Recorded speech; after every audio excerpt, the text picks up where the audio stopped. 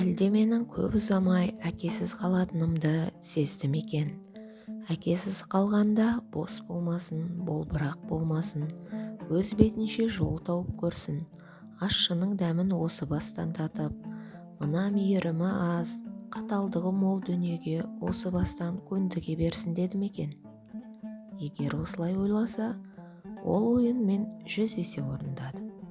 Мұртазаның қонышын шыбықпен сабалап, шыңғырып жылаған шолжаң еркелігім көктемде гүлден гүлге қонып, тайраңдап сайрандаған көбелектің лезде көз жұмғанындай ерте солды. Еңбек пен азап ештеңе емес. Жазықсыз жаладан көп жарақаттандым. Арпалыстан жағам талай жыртылды.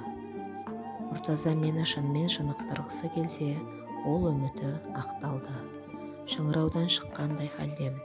Тірмісік екенмін. Қасқырдың тарамысынан жаралғандай тырмысып, әлі де тірі жүріп келемін.